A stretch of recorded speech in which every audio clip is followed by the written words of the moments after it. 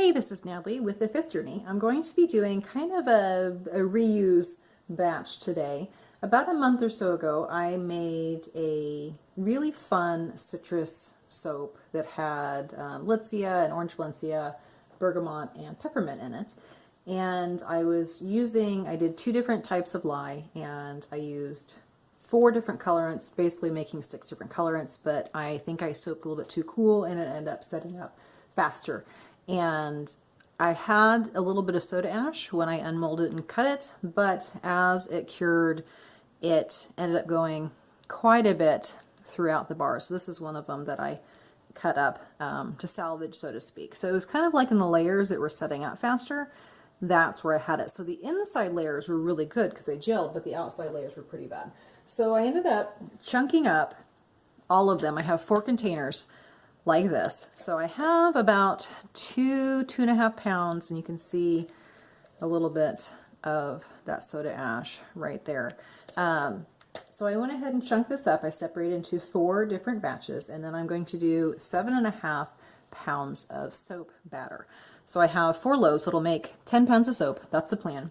And I'm going to continue with the colorants that I used, the natural colorants. This will be a natural bar of soap. I'm not using any synthetic colorants or synthetic fragrances. This is the lye solution with grapefruit in it, which I had done before on half the lye. So I did a half with no color and half with the grapefruit juice. So I went ahead, I had frozen the fresh grapefruit into cubes. So this is what was left over in the freezer, and I went ahead and put that in there. So it'll still be the same batch. I did go ahead and use still the Litsea and the orange valencia or sweet orange and the peppermint, but this time I added a little bit of rosemary instead of the bergamot, which there is bergamot in there, I just don't have anymore. So the colorants, I did a little bit different here too. Let me bring those over. Went ahead and put those in separate containers. Last time I did I guess I can tell what they are. This is the madder root. This is the red Moroccan clay, this one is turmeric, and this one over here is the rose hip powder. And you can kind of see that I'll have a little bit of a different texture. So last time I only did water with the red Moroccan clay, and then I did oils with these 3. But this time I ended up doing water, distilled water with all of them. So we'll see how that goes, because I want to kind of play with how that works as well. So one last thing before I get started, I went ahead and put, again, I did this on the last batch. As you can see, actually not on that one, let me go grab one, hang on. So this is one of the bigger ones. So I had used some of the impression mats, and I went ahead and did this. So last time I did it in a slab mold, and I'm going to be doing this in the silicone so you can see the impression mats in those.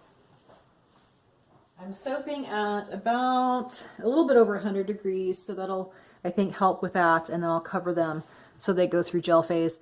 My plan is to mix this up at a super light trace and then put them in the 4 different colors, put some of it in there, and then I'm going to mix that up a little bit more, pour them in here, probably at an angle, and then I'm going to mix the remaining batter up into these 4 separately, and then pour them in. That's my plan. As we know, that doesn't always happen, but that's my plan for now.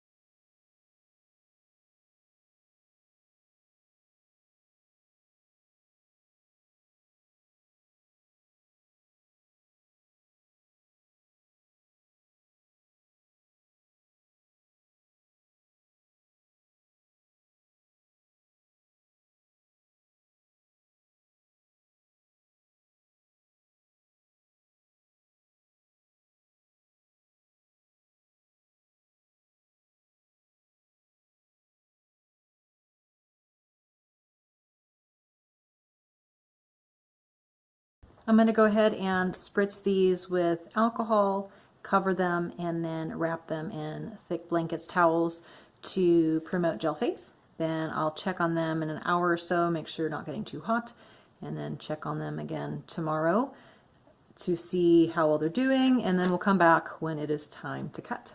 It is now Saturday. I made this batch on Tuesday, and I've had some weird complications that I'm trying to troubleshoot. When I made this, I did a discount, a water discount, liquid discount, which I've been usually doing for the last, gosh, 6 months or so, and I can usually cut, depending on the fragrance oil and depending on how fast things move, within 6 to 12 hours.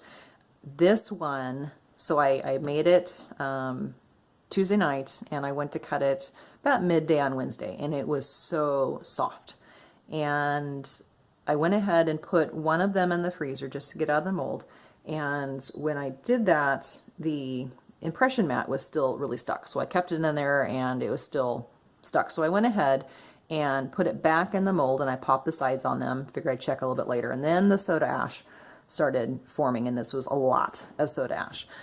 And I went ahead and checked on them later that night, still really soft. Checked them on, this was Thursday, and Friday, which was last night, I'm like, you know what, I'm gonna go ahead and cut one of them. So I cut off one piece, which was this one. And actually, when I did it, I was really kind of upset because when I did it, the whole inside was super white, like it had the soda ash throughout the soap, which can happen sometimes.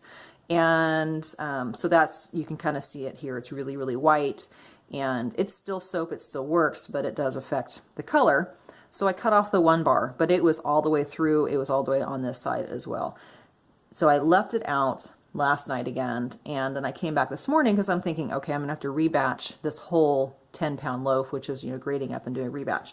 So I came back this morning, and yes, it is still a little bit, so this would have been the outside, but it cleared up a lot. So I went ahead and cut through that loaf. So you can see we still have some on the sides and a little bit, I was really along the lines, but it's kind of odd because the top is a really pretty, this is what I spritz with rubbing alcohol. It's a really pretty creamy color, and you can see that line. Now I did the zap test, and it is not lye heavy. I've been handling them. I used some in the water, and it actually lathered really good, and it's hardened up quite a bit. So yesterday, this was like super, super soft. So just overnight, just from cutting it, it has. So we're gonna go ahead and cut it. The edges where the soda ash is excuse me, pretty crumbly. The only thing I can think of was when we did this part. Remember, I brought it to emulsification, and then I did the colorants, the natural colorants, and this part is beautiful and there's no issues at all here.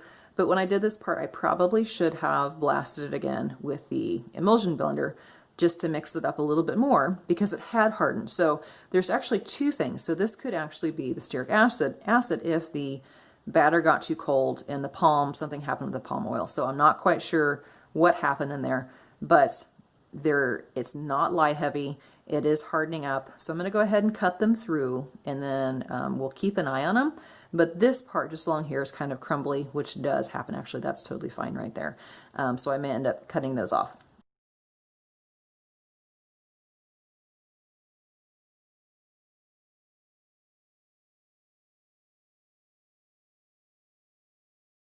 As you can see, when you're cutting that, when I was cutting this, it did make quite a bit of a mess because when that soda ash gets there, it just makes it, it's not brittle, it just makes it fall apart.